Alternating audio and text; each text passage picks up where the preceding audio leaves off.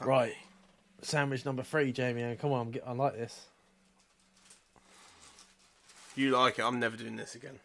Never doing it. Oh, come on.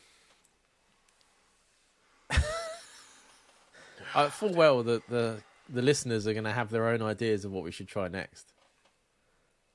I'm hoping so. I think that I feel like I'm in a bush tucker trial. I think before I've got famous, I've actually gone on I'm a Celebrity, Get Me Out of Here. But I need the fame to make up for it, Dan. I'm just doing this. I'm doing this on fucking a normal wage, man. I can't. These are my dinners, Should mate. be illegal. This is my dinner before I go to fucking bed. Right, what have you got for number 3? Right, number 3. We'll go for...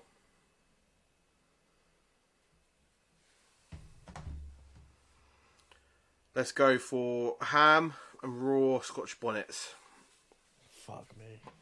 That's not even like a bad combination. That's just pain.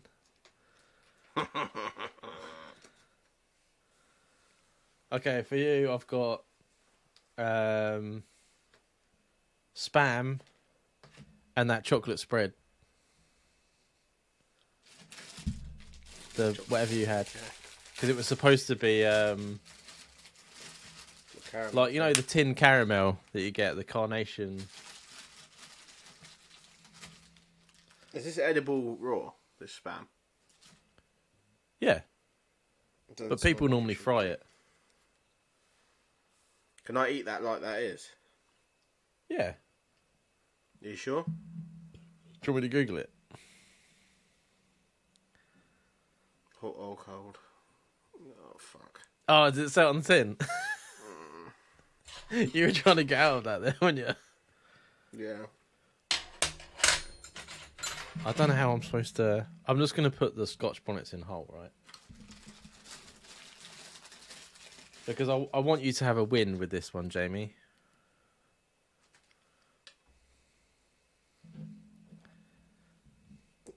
How many are you putting in? So it squishes it, right? And I take one big bite. So I'll send you a picture. I've got 2 slices of ham. And then I've put 1 whole Scotch bonnet on either side. Right, okay. So whichever side I bite into, there's going to be... You know, spam was originally created for those in the war. Yeah. But it's big in Hawaii. Fucking feel sorry for him. Big where? In Hawaii? Yeah, they fry it. They have spam with everything. What? Yeah.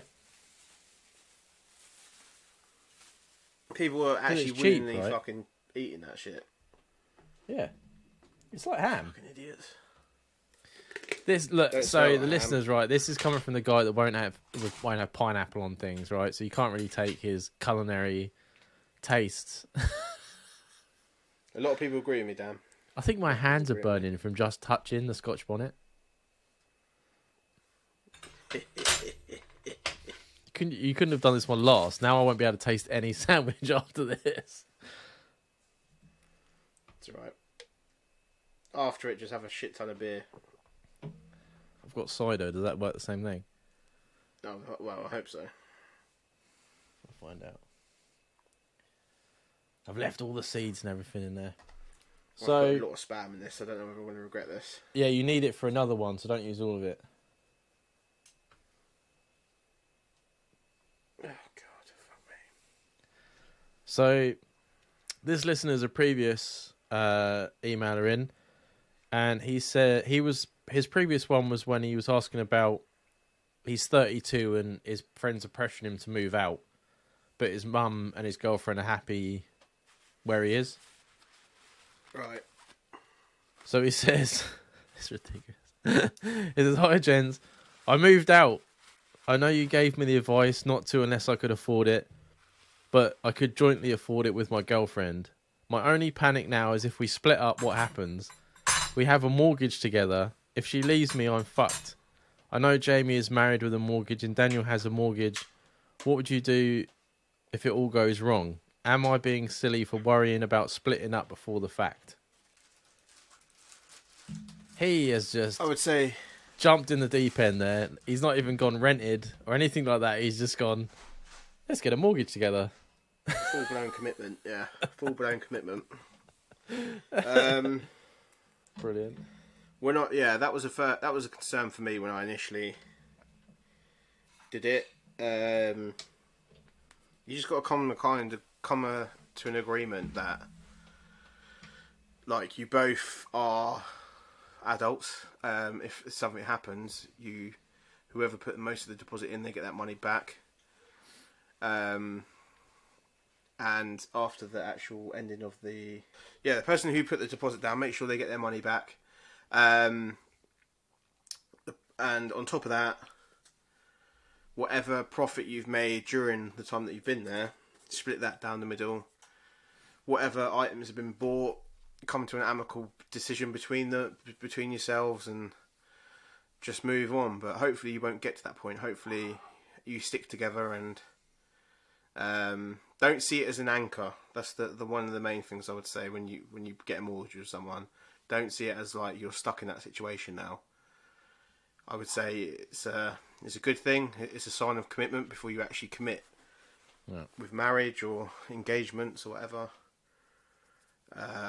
For me and Charlotte, it was the first sign of being in a real relationship. So I think it's a positive thing.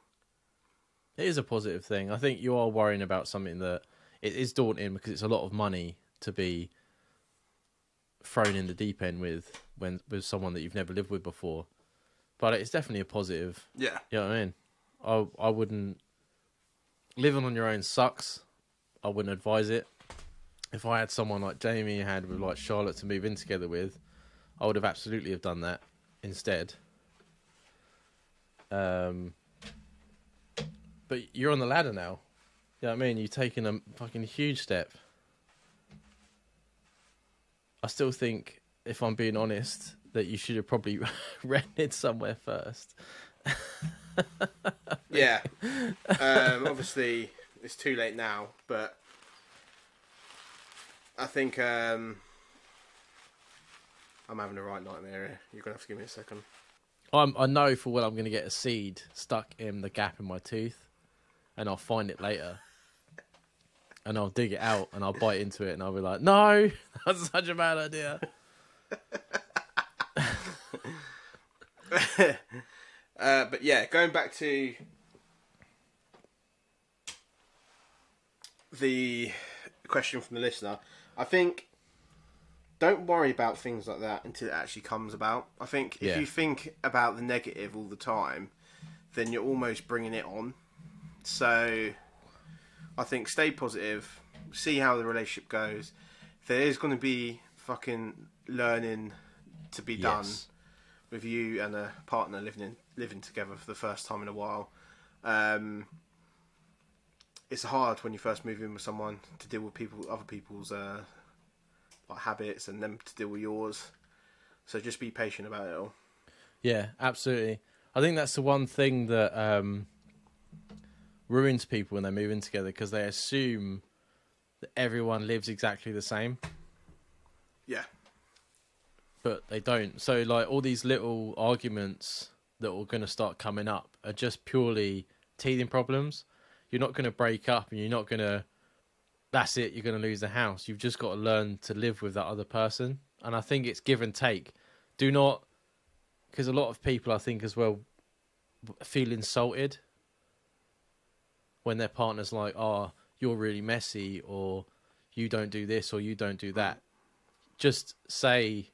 And I think that's when you get defensive. Don't get defensive. Just say, I don't normally do that in my house. You know, I'm quite happy to start doing it.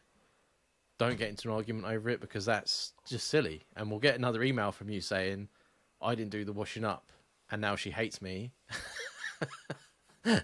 What should I do? You know what I mean? Just, you're both in the same boat, yeah? I think that's the most important thing. It's give and take. 100%. You don't have to pretend to be a different person and do everything for them.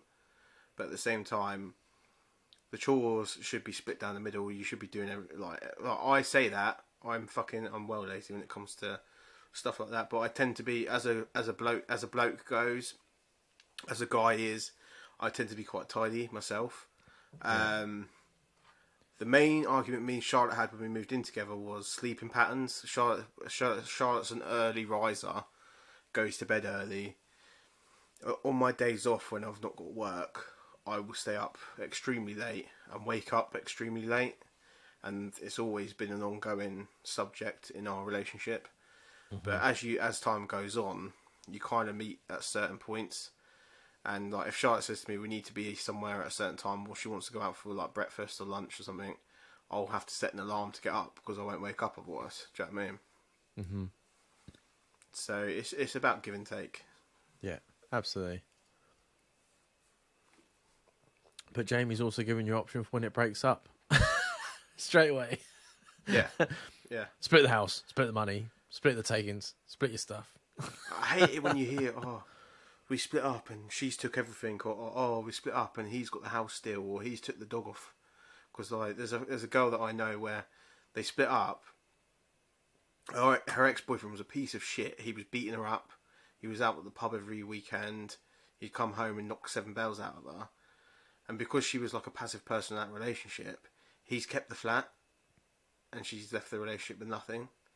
And it's just because she wanted out of the relationship. And it's just like, from the outside perspective, you just want someone to go around and batter him and say, right, sell the flat, give her half. Do you know what I mean? Yeah. But she just, because she wanted it to get out quickly, she signed herself off with the mortgage, and now she's at home again at 31, dealing with it. I think I told before, my mate Ian that I used to work with, his missus moved into, he had like a council house. Well, he has got a council house. And she moved into that house with him. And she was working from home. And then when he'd come in from work, she would fucking badger him about the mess and stuff like that. And he's like, I haven't been here. You've been working from home. This mess is mostly yours. I've just come home from work. Like, why are you yelling at me? And like, it was like arguments all the time and stuff like that. And I think she was just miserable with her job. It ended up in a fight, her hitting him and stuff like that. And he like threw her out. And because she paid for the dog, the only thing in that house, she put the money forward for the dog. So she took the dog. I think myself, that's out of order. You don't even want it. You're doing it to spite. You couldn't live together. And you're like, I'm taking the dog. He was gutted. He was more gutted about losing the dog. He was about that happened with my brother as well. He was more upset about losing the dog than he was the relationship itself ending. Yeah. But I think that's just because, like I said, as soon as you say to someone, you haven't tidied up, it's like defensive, right? You're like, well, it's not my problem. And that's not how you live together. Yeah. And people are very different. Like, I'm very confrontational when it comes to certain situations. Charlotte has been brought up very unconfrontational, and there'll be a lot of like negative vibes in the air, and you've got to kind of fucking do the typical man thing of try and figure out what the fuck you've done. Do you know what I mean? And that will happen. Yeah, these things will happen. The different ways of tackling problems will arise. And I've got used to Charlotte's way, and I know when she's particularly quiet and stuff like that, that I've annoyed her somehow. And then I try and figure out, I try to unlock the puzzle of what I've fucking done. Do you know what I mean? But when it's the other way around, I start a row straight away. It's not even starting a row, I confront the situation straight away. Yeah. So you've got some learning to do, man, but we hope you're the best, and we hope you stay in that house for, which we're assuming is 30 years, because that's a standard mortgage thing. And if you're not, email us, because we're quite happy to hear from you. Not that we're hoping that there's anything bad, so you email in. But stay strong, man. And don't panic, man. Don't panic. Yeah, just take it as it goes. It's a new adventure. You know what I mean? Yeah. Enjoy it.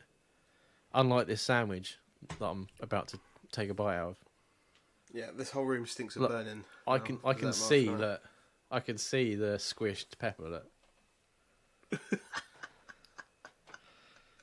What was yours again? Spam and Spam and spread. That chocolate spread. Chocolatey spread.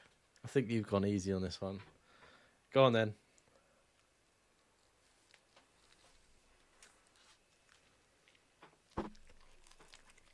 Holy fuck. Oh, my tongue is like fucking vibrating.